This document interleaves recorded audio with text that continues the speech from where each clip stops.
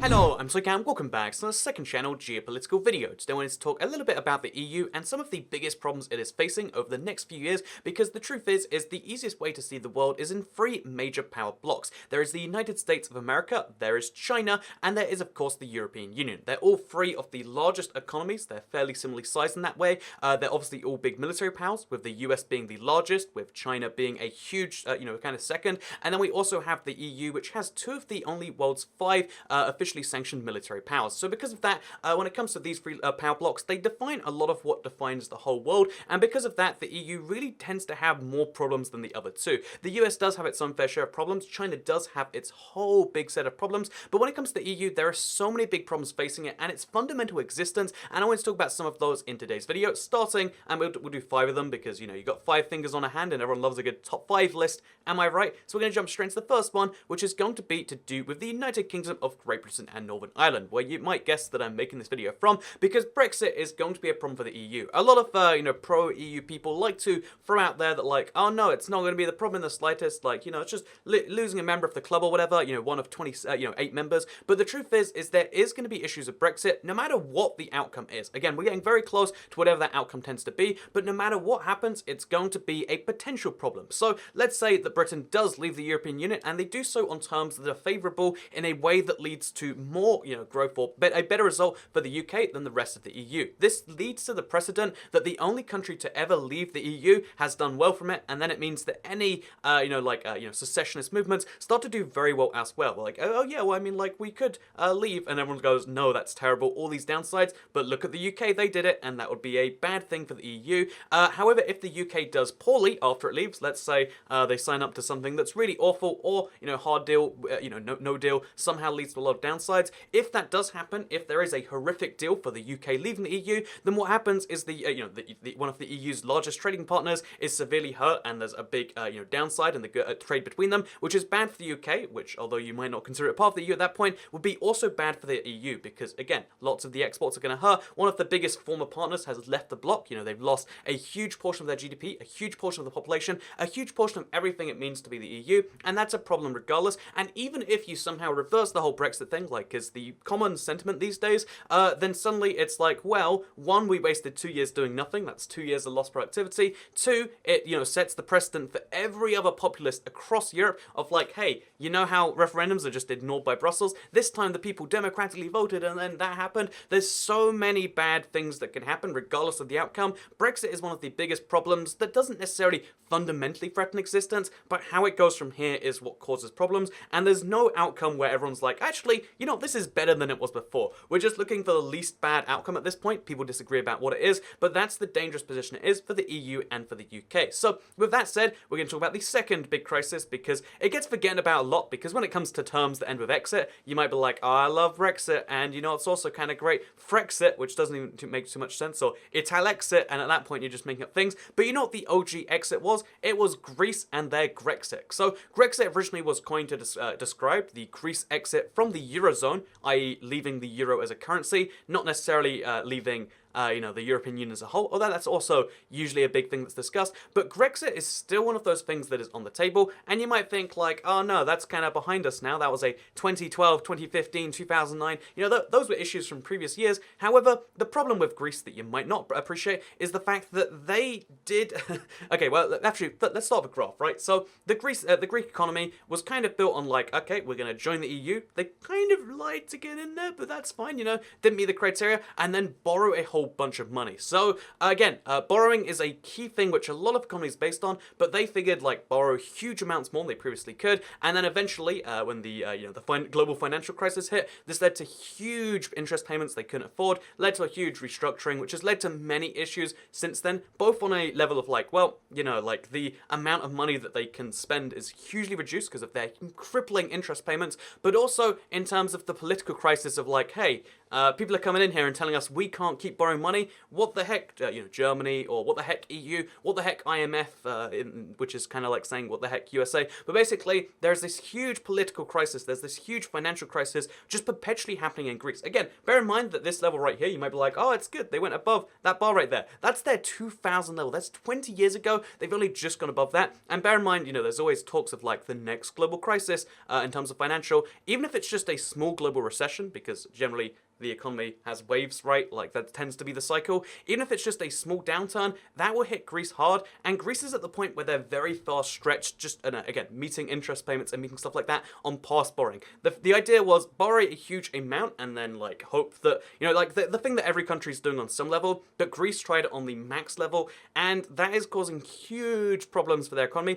Huge problems for their political system, because you know how I spoke about referendums that were ignored? Well, in Greece, they elected a government with the idea being like, we're anti-austerity, we're going to keep borrowing money as much as we humanly can, ignore the debts, just, like that was the basic plan. Again, I'm being oversimplified because populist movements, etc. But they elected a government that was anti-austerity, that wanted to borrow to return to growth, which did actually have some, some potential merits, although it did seem like, but borrowing more money after you've gone to a crisis, borrowing too much money, is usually not considered the solution. But they had a referendum in 2015, and in that referendum, most people rejected the bailout, rejected the idea of the austerity, and then they actually not only just did it, they signed up to a harsher set of austerity conditions than the one rejected by the voters. So basically, they said, hey, we want you to decide, should we accept this or not? People said no, and they said, hey, guess what? We're accepting a worse deal than the one about that. That is a legit thing that happened in 2015. It is a crisis of democracy in the home of democracy, and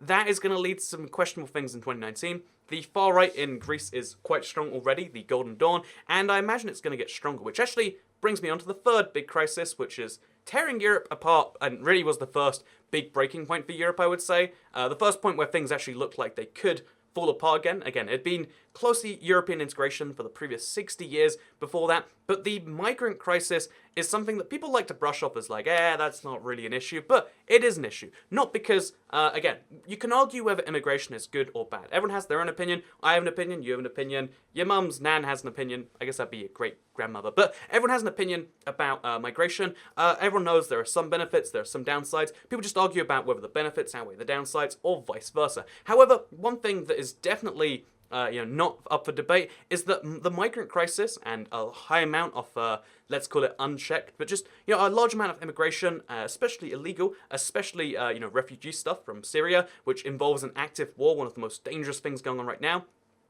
That crisis right there has led to a huge fueling of the far right. Again, not really an argument about that. If you look at any especially right-wing party in Europe, they've gained a lot because of the migrant crisis. And as the migrant crisis has kind of gone down, they've kind of lost out from that. And in case you think, like, well, it wasn't really a crisis. That was years ago, right? Here's a good map just from 2015 as like, this is how high the numbers did get in some places. So, admittedly, Germany accepted them in willingly, but still, the number accepted is still one of those, like, my God, that is a huge amount. And the fact that a lot of countries saw huge proportions basically meant that, like, oh yeah, migrant crisis led to this huge thing of like, oh, you're accepting in all these people from the borders, which again, even if you agree with, even if you think it was the humanitarian thing to do, it led to a huge fueling of the far right, and that is where this whole anti-EU crisis kind of came from. Because what do the populists do? You pick a big issue, one that isn't necessarily as accountable as everything else, and then you use that as the, not even just a scapegoat, sometimes it is genuinely responsible, and you use that as all of your issues. And because the EU is so big, it can't really even defend itself. It's like, well, there you can see. That's why you saw the rise of, the... I forget the name of the populist party in Austria. That's why you see... in Switzerland it's doing as well as ever. But like Marine Le Pen, the FN, the National Front in France. That's why you see the rise of the AfD, the Alternative for Deutschland in Germany. That's why you see the rise of the UKIP, the United Kingdom Independence Party in the UK. That's why you see the rise of, I think they're called the Swedish Democrats, which is a cute, it's a fun name for a party like that. But my point is, you're seeing the rise of the far right all over Europe, and although it's reached the end of its bell curve, it's generally on the way down. That was still it was a scary point that is easily repeatable if this isn't fixed. Like, hey, maybe there should be some better external border controls. There's actually a EU border agency called Frontex. it's hilariously underfunded. Like, compared to the size of the EU, compare it to any other border agency for the US, even for like a Canada or like you know any other country, the border agency for the EU hilariously underfunded. And if you want to stop crossings from again a lot of potentially dangerous, etc. regions, at least illegal crossings, because you want all crossings to be legal, right? Then you need to invest in some amount of border security, not in just the traditional sense, but in all the other senses. And yeah, that's something that the EU needs to work on. Not just because like, oh yeah, well maybe you don't want migrants, because you know that's again, there's a lot of disagreement on that. But you can agree that like, oh yeah, it's probably best if you don't fuel the things that are fueling the literal destruction of you as a political entity. So that is the third big crisis, I would say. That is striking across Europe. Also, just kind of interestingly enough, one of the reasons the far right has gone down is because it's going further and further right. Because admittedly, I would say that UKIP and the AfD weren't really that far right to begin with. They started pretty moderate, like, maybe we should re-examine the euro, or maybe we should have a referendum on leaving the EU. And now it's gone like, how about that Holocaust that was a lie, lol, and you know, you've seen the things happening in the UK, for instance. So yeah, the far right is getting further right, which is basically causing it to extinguish itself, because there isn't, you know, once you've gone far enough right, just going more right just alienates people. It doesn't bring more people in. So that's one of the reasons it's getting scarier, but also less of a threat. And that's not good for, I mean, it's arguably good for the rest of democracy, but it's not good for that portion of the population. You know, the anti-EU sentiment, etc. And blah, blah, blah, blah, you get the point. But that's the third big crisis. You know what the fourth big crisis is?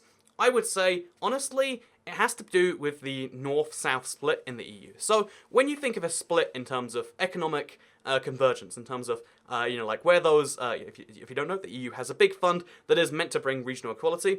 So when you think of the actual split about that, you generally tend to think like, oh yeah, east-west, like Eastern Europe, former communist Europe, is the part that had the huge, you know, divergence when they first joined the EU. Because communism, don't, you know, not even once, kids. But yeah, basically, all of the former communist states had a huge gap in their economies. But that's actually mostly going away already. It's only been, you know, like 28 years as of recording since the return to capitalism, but most of the countries are doing quite well. You can see how since 1989, Poland's up 124%. They've gone up 4 times faster than Germany, 3 times faster than the UK. You know, they're hugely improving their economy. Slovakia is hugely up because they're, again, they've got a huge manufacturing base, if you don't know. Czechia, or the Czech Republic, if you insist on using its full official name, you know, up hugely as well. Romania, Bulgaria, Estonia, Latvia, Lithuania, they're all countries doing really well because in the East-West split, the East is catching up to the West. There's a lot of mechanisms in place. However, the new mechanism that seems to be lacking is the, I guess, basically the north-south split. So look at this exact same map, and you'll see how, like, oh, wait a minute, even though everyone's grown since 1989, Italy's grown by 13%. You don't need to be into economics to know that, like, oh, that is a smaller number than all of these other ones, and that's quite tragically small. You know how I mentioned Greece was an issue? They're on 16. Greece is tragically low by itself, and it's still higher than Italy. Italy has this huge internal issue of north-south, because the north of Italy is fairly rich. Milan, Turin, Genoa, Venice, you know, they're pretty rich cities, and there are some rich cities down south. But there is a huge north-south divide in Italy. There's a huge north-south divide in Spain, and you can see in this map how, like, oh yeah, even though all of Europe's, you know, grown since 1989, that's not an impressive accomplishment. It would be tragic. It would be a disaster to have not grown or to have grown by a lower amount than this in those years. However, the thing that's interesting is you see how the northern countries are the one that grow the most. So if we ignore Ireland because they're an edge case because of the fact that they obviously corporation tax, blah, blah, blah. A lot of companies legally move profits there despite not having economic activity. It's a whole potential EU crisis in itself that one day has to be dealt with. But again, that's a far down the line issue. Let's just say Ireland's doing very well, but it's an edge case exception because they have super low corporation tax dragging business from the rest of the world and also the EU. But in terms of like, okay, look at the UK, look at Germany, look at the Netherlands, Denmark, Sweden, etc. compared to a France, compared to a Portugal, a Spain, and Italy, you can see how there really is a north-south divide in terms of Europe. The north, the Germanys, the Netherlands are doing, and the UKs are doing better than the south on a long-term basis. It's always been some amount of a split there, but you're seeing it happen more and more. The Nordics doing super, super well, whereas, the southern European countries not doing quite as well. Look at Croatia and look at Slovenia compared to those. You can see how the east-west split in Europe has been healed, but now we have a whole new split, which is the idea of a split between North and South Europe, and exactly how you fix that one is something that hasn't really come up. There are, again, the same funds that helped heal Eastern Europe, that helped build metros in Sofia, and help build all these different projects across, most of Europe actually, including like Wales and the UK, for instance. These same mechanisms can eventually help, but it is something that needs to be fixed on a systemic level. So what's the deal with Italy? What's the deal with the southern part of Spain? Because again, Madrid, Barcelona, very rich. Gets a lot poorer as you go further south.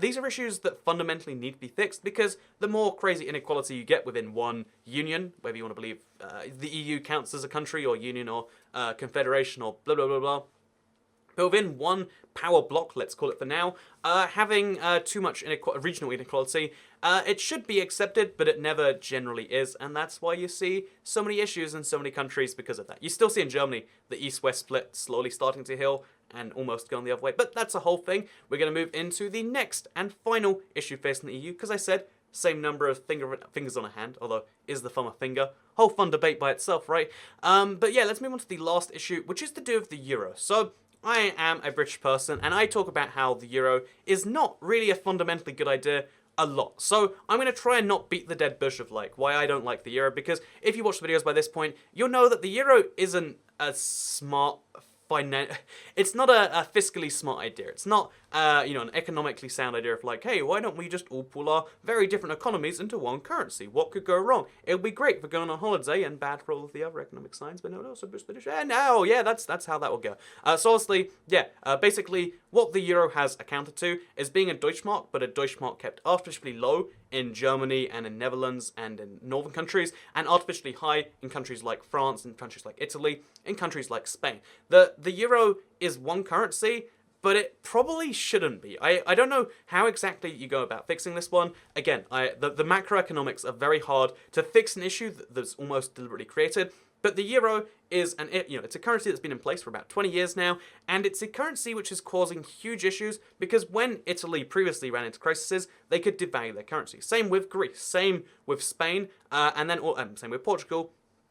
When these countries had huge financial crises, they couldn't devalue their currencies. One of the major tools in their arsenal was removed, and it's great for the citizens of that country. It's bad in terms of like, well, your government policy actions are really limited. And because, again, like I just mentioned, there's no real regional sharing, it's kind of like, well, there's a bailout system, sort of.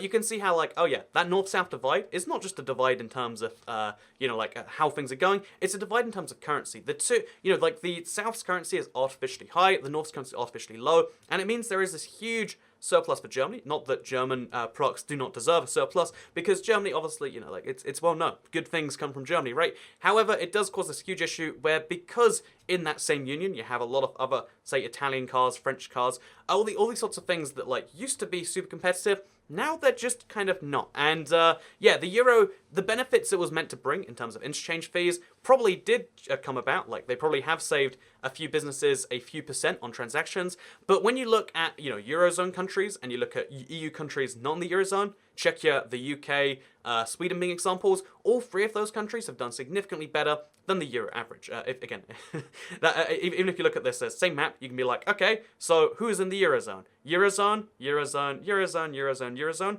non-Eurozone, non-Eurozone, non-Eurozone, and I think you get the basic point here, right? Of like, oh yeah, as it turns out, being outside the euro generally seems to be better. And obviously, I could rant about it all day. It's a big problem of having a currency which is obviously governing such a wide-ranging set of economies rather than one wide economy. What can you do to fix that? Well, the EU, the further integration, is one day going to fix that, but that's a political problem in its own right. So what else can you do about this? And I don't think there's any particularly easy answer. I think the euro, this almost sounds like a conspiracy theory, but the euro was almost designated as a way to help bridge the further union. One of the things that was in one of the very first EU treaties, I thought it was Maastricht, but it's 1962, one of the first EU treaties was ever closer union, and one of the ways I think at least some of the prime ministers or presidents at the time kind of assumed that they could do that is once you create the same currency, you're kind of locked into it. Germany, having Greece exit the euro is actually very, very hard to do. All of the capital would leave Greece immediately. If Italy tries to do the same thing, it's going to happen. Because would you rather have Euro 1, the more, the more useful euro, or would you rather have Euro 2, the one which is overvalued? Would you have the undervalued euro or the overvalued? Assuming they're trading at 1-to-1, you'll always put them into the northern states of the Netherlands, of Germany, of any of these northern countries, which is a big, big problem, because now it means leaving the EU, maybe it's possible as a northern country. There might be a big benefit for Germany to leave the euro because, again, they can, there are some potential benefits there. But if you're Italy, you basically can't leave the euro. But, because of that, it's a real big issue. And Italy, so I've actually looked into the Italian plans because their new government has a big populist element. So one of the ideas that's interesting economics is they want to leave the euro, and they want to leave it by having two side-by-side currencies. Call it Euro 1 and, the lira, for instance, the new Italian currency. And their plan is to be like, okay, so the euro and the lira are worth 1-to-1, and then you free float them. No one wants the lira, everyone wants the euro. But if you make it so you can pay government debts with, with lira at 1-to-1, then eventually people will be like, well, if liras are cheaper, I'll buy them, and you should eventually fix the gap. Eventually you have your own currency. It's a really well planned. You should read into the economics sometime if you find currencies and stuff fascinating. But it's one of those things where it's like, if this succeeds, then it does create a big problem for the EU as a whole. If it succeeds, it's a problem. If it doesn't succeed, it's a problem. And that defines a lot of Euro things happening right now. The EU is in a really tricky space, and I'll admit, the whole world seems like it's in crisis right now. Look at the US, look at China, it's doing well, but it's slowing down. They've got a leader who basically wants to be president for life. But I think the EU's issues might just be wider, might just be bigger, because its fundamental existence isn't accepted by everyone within it. Everyone accepts there is a US right now, you might want to dismantle it. Everyone accepts there is a China right now, you might want to dismantle it. That's probably something you can't say in China. But you can't, admitting there is an EU superstate is something that's like, is that a thing? I don't know. The plan was always to make it happen almost by stealth. And while we're in this weird phase where it's like halfway through happening, everyone's like, is this a thing or not? I mean, they count as a country in terms of the G7.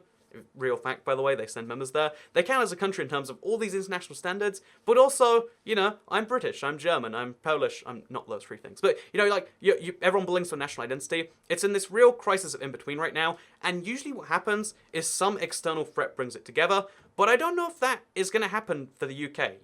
The US, being as antagonistic as it is, the US and the EU used to be super good friends, like, wow, the two largest, economies in the world, they're such good friends, we're signing trading agreements, and, the most recent, US president has been quite the opposite. I don't know if you can look into that to find out easy, and you'd figure, like, oh, that's an external threat, bringing everyone together, and it's like, it doesn't seem to actually work that way, because, again, you bring people together, not on the union level, but on the state level, which seems to have the opposite effect. So the EU almost is predicated on not having a crisis, because again, the US was brought together by the US was brought together by crisis from an external threat. Same to some extent for the modern Chinese state.